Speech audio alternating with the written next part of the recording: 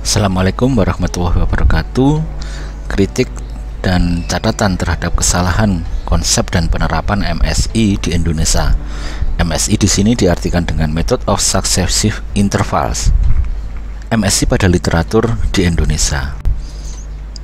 Ketika saya menulis Method of Successive Interval, yang muncul adalah artikel-artikel dalam bahasa Indonesia. Baik itu adalah paper maupun hasil-hasil penelitian. Termasuk juga di sini ada YouTube yang menjelaskan cara mengubah data yang bersifat ordinal menjadi data yang bersifat interval melalui MSI. Kemudian jika saya berpindah ke Google Scholar, kita lihat di sini banyak sekali hasil-hasil penelitian yang menggunakan Method of Successive Interval. Tujuannya adalah untuk mengubah atau mentransformasi data ordinal. Di sini kita lihat banyak sekali yang menggunakan. Namun ketika di Google Scholar saya gunakan Method of Successive Intervals, terlihat bahwa artikel yang menggagas tentang MSI sesungguhnya muncul adalah Louis Thurston. Di sini semuanya muncul. Kemudian berpindah ke yang bukan Google Scholar, ketika saya masukkan Method of Successive Intervals pakai S, kemudian muncul pengertian mengenai MSI serta banyak paper-paper mengenai MSI dalam secara praktis maupun penelitian.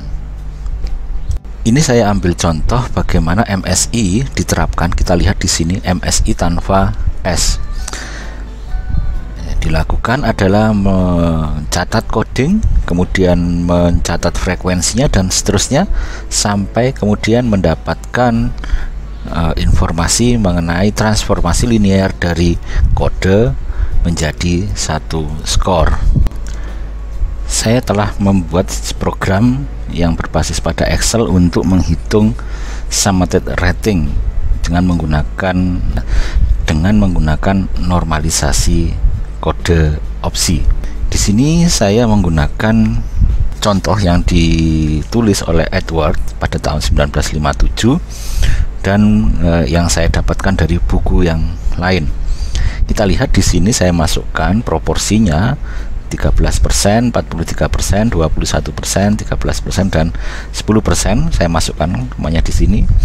Dan proses yang terjadi di sini mulai dari kumulatif sampai nilai Z dan seterusnya, hasilnya adalah sama.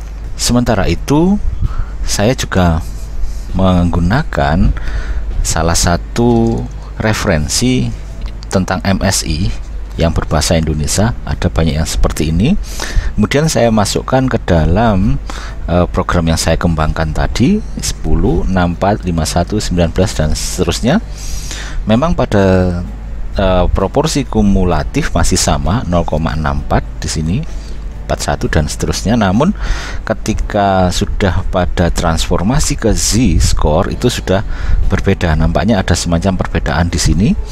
Kemudian hasilnya juga di sini adalah 1, 2, 3, 4, 4, di mana opsi 4 dan 5 adalah sama. Namun pada transformasi yang saya lakukan 0, 1, 2, 3, 4 bisa juga seperti ini jika tidak menggunakan 0. Opsi 4 dan opsi 5 itu berbeda, sehingga kita menyimpulkan bahwa MSI yang ada di Indonesia selain bukan MSI pakai intervals, dia juga bukan summated rating, sehingga identitasnya ini seharusnya berbeda dengan MSI dan seharusnya sama dengan ini tidak bisa dibuktikan. Dengan demikian kesimpulannya adalah meskipun mirip, MSI yang beredar di literatur dalam bahasa Indonesia bukanlah Method of Successive Intervals yang dijelaskan di literatur di dalam berbahasa Inggris atau dari Barat. Dan metode MSI yang ada di sini sebenarnya mirip dengan Method of Summated Ratings. Namun hasil komputasinya berbeda, sehingga MSI yang beredar dalam Indonesia itu perlu ditelisik lebih lanjut sumbernya dari mana. dan apakah itu benar-benar method of successive intervals ataukah MSI yang lain. Sebagai intermezzo, saya mengirimkan chat di WhatsApp group di Asosiasi Psikometrika Indonesia yang salah satu anggotanya adalah Pak Aswar. Kemudian saya tulis seperti ini: sepertinya di literatur tentang pengukuran di Indonesia ada banyak kesalahan dalam menerapkan method of successive intervals. Salah satu bentuknya adalah penskalaan stimulus ala Thurston yang merupakan temannya dari method of equal appearing intervals. MSI di Indonesia namanya menjadi method of successive interval, bukan intervals karena tidak ada S. Kebanyakan dipakai untuk mengintervalkan data hasil pengukuran skala Likert yang ordinal menjadi interval sehingga bisa menggunakan uji parametrik. Kemudian menariknya, ketika ditulis method of successive interval, puluhan tautan paper dan hasil riset di Indonesia muncul. Tapi ketika saya memakai method of successive intervals, maka materi-materi dari barat bermunculan. Kemudian apa yang didapatkan dari poin-poin diskusi bersama dengan Pak Aswar adalah berikut ini. Yang pertama adalah dari namanya saja sudah salah. Seharusnya method of successive intervals, pakai S, bukan method of successive interval. Kemudian di sini Pak Aswar sempat bercanda, nggak mungkin successive itu sendirian, harusnya ada temannya. Dan memang successive itu artinya berurutan. Kemudian poin yang kedua adalah dari komputasi yang dilakukan seperti yang saya contohkan tadi, mengaku MSI namun sebenarnya salah satu metode dalam method of summated ratings. Namun ketika dikonfirmasi hasilnya ternyata berbeda hasilnya dengan method of summated ratings. Di sini Pak Aswar juga kemudian bercanda lagi. Oke, mungkin bukan summated ratings, mungkin summated interval. Ini adalah guyonan karena nggak mungkin ada summated interval. Dalam literatur pengukuran yang dikenal adalah summated ratings yang merupakan salah satu tipe penskalaan yang dikembangkan oleh Likert. Sekarang kita berkenalan dengan MSI sesungguhnya. MSI adalah Method of Successive Intervals. Pertama kali dilaporkan oleh Shafir yang merupakan hasil pekerjaan dari Lewis Thurston untuk mengatasi masalah yang terjadi pada method of equal appearing intervals. Ini kakaknya gitu ya. Jadi method of successive intervals itu dikembangkan setelah Thurston mengembangkan method of equal appearing intervals. Jadi Thurston mengembangkan 3 penskalaan, method of successive intervals, method of equal appearing intervals, dan method of pair comparisons. Jadi di sini mungkin literatur yang berkembang di Indonesia selama ini itu mencoba menafsirkan tersendiri MSI dari Thurston, akan tetapi bercampur dengan pendekatan dari yang lain yang namanya pendekatan summated ratings oleh Likert. Penggunaan MSI. Jadi MSI banyak dipakai untuk menskalaan pertanyaan. MSI ini merupakan penskalaan yang berbasis pada stimulus. Kita tahu di dalam satu alat ukur ada stimulus, tugas, pertanyaan, dan sebagainya. Kemudian ada respon. Nah, MSI ini berguna untuk menskalakan stimulus, pernyataan, indikator, tugas, dan sebagainya berdasarkan derajat favorabilitasnya. Nah, caranya adalah membuat kartu item pool berbagai macam indikator yang berisi pernyataan sikap, bisa sampai 100 kalimat atau indikator. Kemudian menyiapkan kotak yang diurutkan mulai dari nomor 1 sampai kotak nomor 11. Kemudian kita mengundang panelis untuk memasukkan kartu pada kotak tersebut. Satu orang panelis mendapatkan 100 buah kartu, masing-masing memasukkan ke dalam 11 kotak ini. Contohnya adalah saya memiliki berapa ini, 1, 2, 3, 4, 5, 6, 7 indikator yang berkaitan dengan agresivitas. Saya ingin membuat skala tentang agresivitas.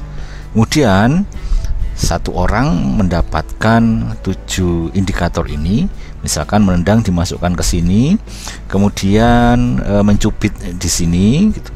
Kemudian mengejek agak tinggi, melukai itu sangat tinggi, dan menghina juga sangat tinggi. Saya masukkan seperti ini. Satu orang mendapatkan seperti ini.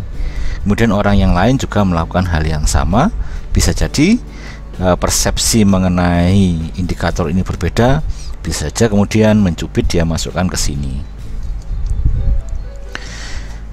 Dari buku Scaling Method yang ditulis oleh Rankin dan kawan-kawan, ini adalah contoh ketika kita mencoba menskalakan 8 stimulus atau 8 pernyataan oleh 15 penilai.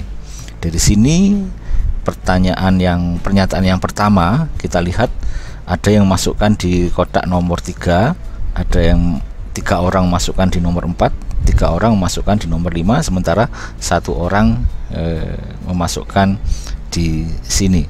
Nah, kita lihat di sini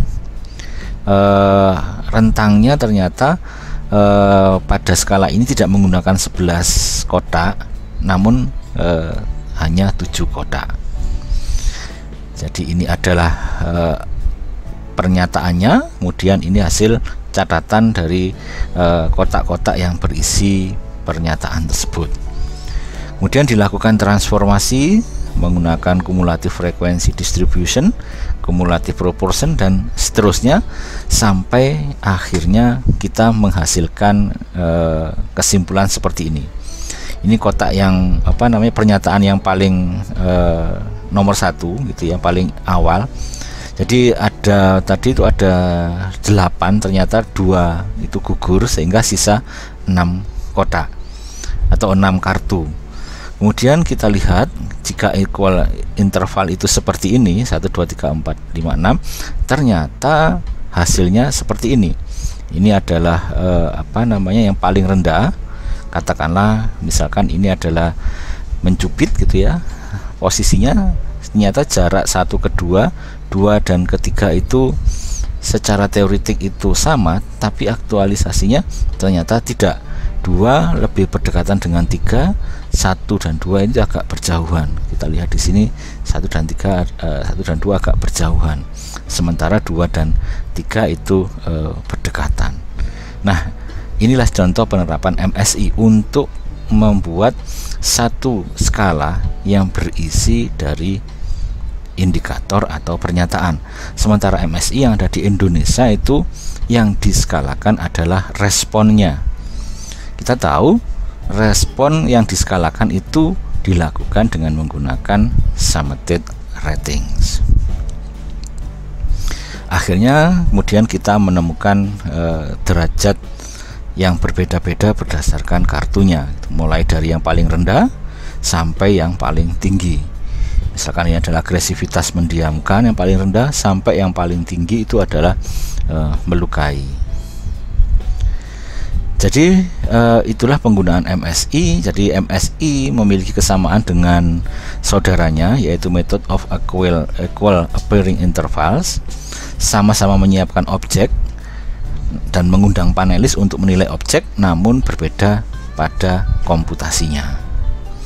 Jadi MSI ala Indonesia sebenarnya perlu dipertanyakan sumbernya dari mana. Sebenarnya teknik itu mirip penyekorannya dengan metode summated ratings, namun sedikit berbeda dalam komputasinya.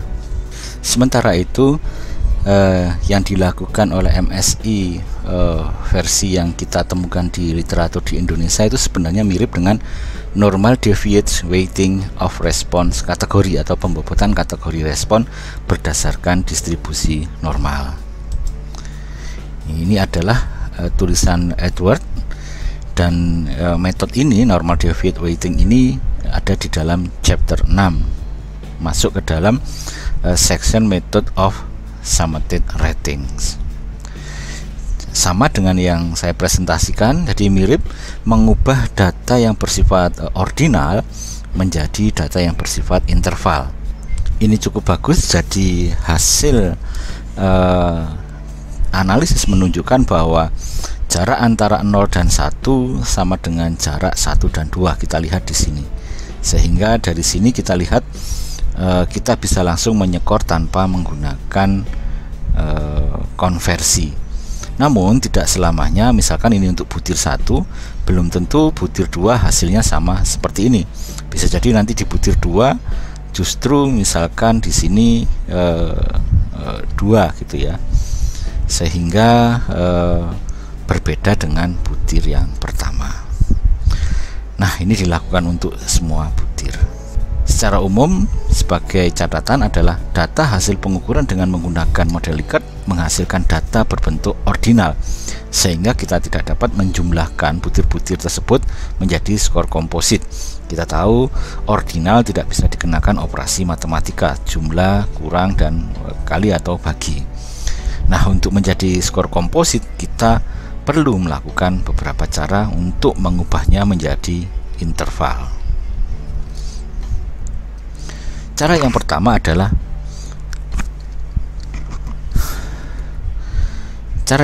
adalah pembobotan secara eksplisit. Jadi summated rating yang dengan menggunakan normalisasi opsi tadi itu pembobotan secara eksplisit. Namun ada juga pembobotan secara implisit. Di sini misalkan kita menggunakan Rush model atau menggunakan IRT atau menggunakan penskalaan yang lain, itu akan menghasilkan interval secara implisit. Jadi ketika kita memasukkan data untuk menganalisis dengan menggunakan Rush model atau IRT, akan menghasilkan data yang bersifat interval. Atau ada juga yang menggunakan semacam justifikasi. Yang ordinal ini kita justifikasi kemudian menjadi interval. Di sini tidak ada proses komputasi, hanyalah justifikasi. Ini ada beberapa literatur yang juga menggunakan cara-cara seperti ini, dan cara ini sepertinya lebih populer dibanding dengan cara yang pertama dan yang kedua.